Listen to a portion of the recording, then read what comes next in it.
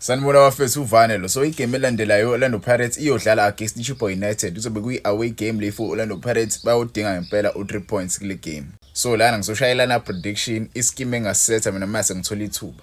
Nawe ungasetha ischeme sakho kuma comments. Ungasigxeke sami but ungitshele sakho ischeme kuma comments. Usho ukuthi Orlando Pirates wena ungayistatisa kanjani? Yiba abadlali ongabastatisa nami ngizokutshela bami. Yabo. Ngoba le game le izoyibaluleka kakhulu for Orlando Pirates. U3 points nje amaphuzu amathathu lawo esiwadinga ngempela siyafuna ukusuka lezansi siyafuna ukufika lapha ku top 5. Sithi siyahamba nje sisiyodlala ifanele eMTN8 sesimnandi sisiyahamba nje sesiyodlala ama games lawa ama World Cup qualifiers. I-team isihlele endaweni e-right because asikwazi siyodlala ama World Cup qualifiers i-team ayakahla le endaweni e-right. So we need to get ama points mase sihamba siyodlala ama World Cup qualifiers sibuya vele i-team isisendaweni e-right. So ngizoqala ngogoalkeeper bafethu. Ugoalkeeper wami engamqalisa Seppo Chain. I don't want to speak a lot. Seppo Chain siyamazi bafethu, he's that guy.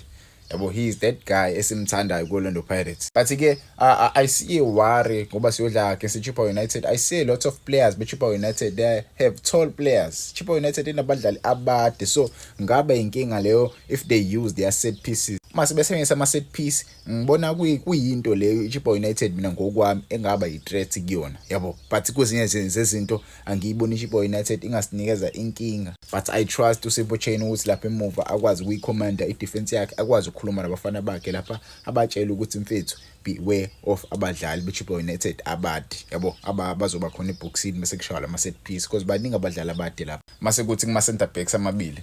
Center backs amabili I know abantu abaningi kade bagcina umbona but uNdaba futhi ukhona. uNdawo ukuba khona kwakhe kumele sim-introduce. Sekuyisikhathi esiningi manje angadlali. Orlando Pirates ehlezi sinikeze updates regarding uNdawo. uNdaba futhi ukhona. For me ngamqalisa mina uNdawo athi uthola ama minutes kule game iChippa United. Yes, we need uNdaba first. Njengoba sibuka ku-Champions League we need Olisanda. We need to give Olisanda ama minutes amancane, yabo. Kube kuya ngami bengamqalisa benoSiyema because mukhumbulahle uMbokazi he will be playing for iBafana Bafana. So I think bengamqalisa ebenchini uMbokazi but ke bengifuna ukubona kahle kahle ngokwami ukuthi mhlawumbe bangadlala kanjani ndawonye. So I would love to see i-combination kaNdaba noMbokazi, yabo. Ngithi ukuhlalisa uSiyema kancane ebenchini not because uSiyema uyaboza or anything. No, I want to see uNda ethola ama minutes khona sizombona edlala. Maningi ama games sazowadlala la kwi-Betway Premiership anzima, maningi ama games sazowadlala kwi-Champions League anzima. So we need to see our players playing more often. Olisanda Nax yena umdlali lo bafethu ohlala kakhulu isizini but umdlali lo uthi mefikile akusize ngempela. So I think uqalisa Olisanda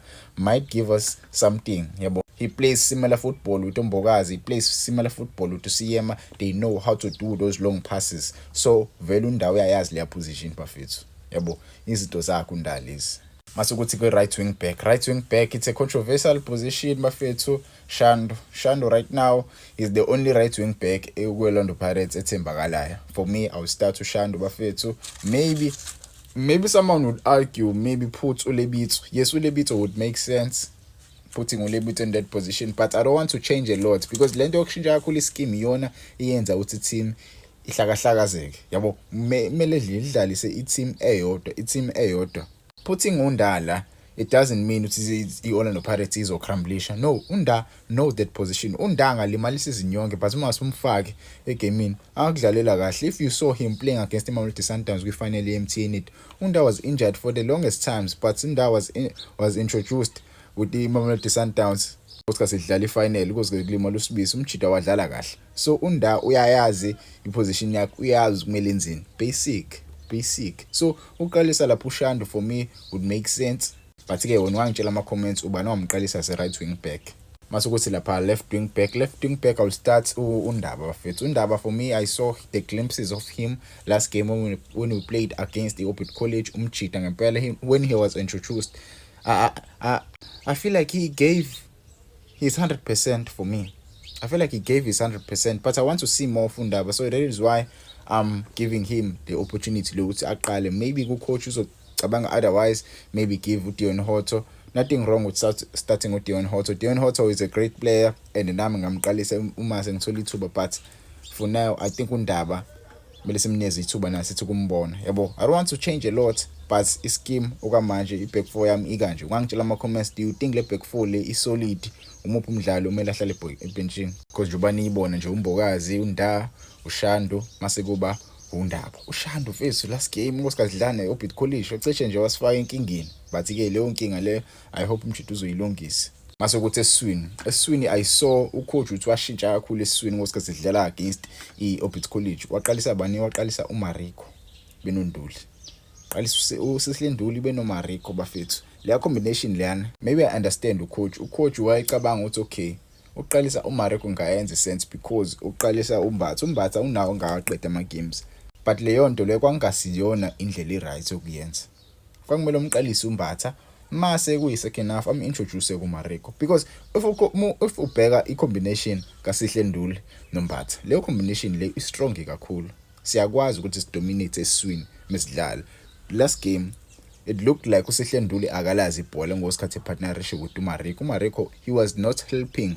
uSihlenduli mark yabo but when you see Umbatha playing with uSihlenduli you see ukuthi no man labathi abawuthi baya complementana indlela badlala ngakhona uSihlenduli benoMariko bebengacomplementana yabo Umbatha each and every player Umbatha partnership naye Umbatha uyakwazi ukumcomplementa lo mdlali you even saw when Umbatha was introduced with uSiphombole second half Siphombole was very good with Umbatha yabo so Umbatha is that secret ingredient ku midfield Orlando Pirates and when you look at Chippa United I saw when they were playing against Mamelodi Sundowns they used mid block ilapho khona ugxila kakhulu eswini yabo kubulela kakhulu isisu se opponent yasebenzisa leyo nto Chippa United when they drew against Mamelodi Sundowns so starting uSihlenduli beno talent Mbatha lokho ngasinikeza upper hand because lawathi about baqinile bayakwazi ukuthi bamelane nama pressures akanjalo angafika neChippa United yabo so mina I trust these two ukuthi baswinele igame against Chippa United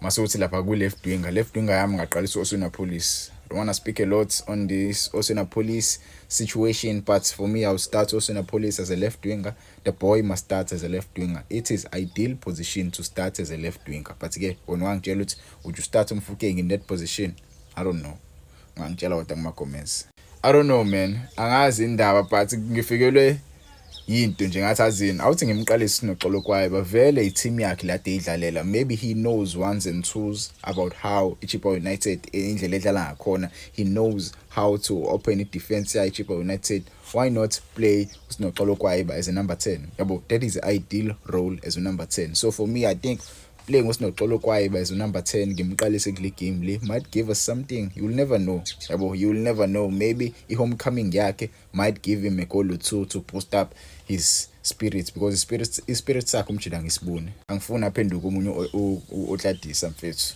angifuni nje aphenduke umunye otladisa I want this signing to work ngifuna ukumbona umjida edlala more often as in that number 10 position so ngingamqalisa but ke ungangitshela ama comments wena ungaqalisa ba yabo ngasokuthi lapha ku right winger angifuni futhi ukukhuluma kakhulu bafethu you know usibelebele guys Sibelebele is that player osinikeza something even if we are losing even if we are drawing but Sibelebele is that player who fights to give us something so Sibelebele I will play him masukuthi up front or put him hope bafethu to be honest the lineup play in my head I don't know it's a strong lineup but uma so introduce abadlali second half singakwazi kuyiwena but ukuqala kanje maybe ngasinikeza yabo leyo nto le but ungayigxeka kuma comments I know abantu abaningi bazoyigxeka bafethu but for me I think ukustatisa kanje maybe put hlalisa Oswena Police ebenchini maybe ngimqalise mfethu Mfokeng but Mfokeng the last game wathi umjidi uthintekile so angazi kahle ukuthi yabo ithini situation yakhe maybe ngamqalisa uTsepang Morem as a left winger I saw him playing the other game maybe starts with Thomas Wangai as a number 10 he put out a man of the match performance last game ungangitshela ama comments wena ungaqalisa kanjani but mina ngokwami njwasodlana Chippa United I think this is the way we should start emuva back four yami ikanje mhlambe you could argue with Udion Hoto starting there you could argue with Ushando starting there maybe lapha eswini I don't think eswini mele shintsha kakhulu number 10 position nje controversial akwe but ngangitshela ama-comments nina ningayilana pha kanjani Orlando Pirates against Chippa United. Ningakhohlwa bafethu ungifollowa lapha e-Instagram Vane Sports, Vane Sports _ account yami entsha bafethu iyona le. Ngicela ningifollowe lapha nizobona nje uVane Sports onalela page, nifollow bafethu. Ngiyabonga kakhulu ngesupport eninginiya yona.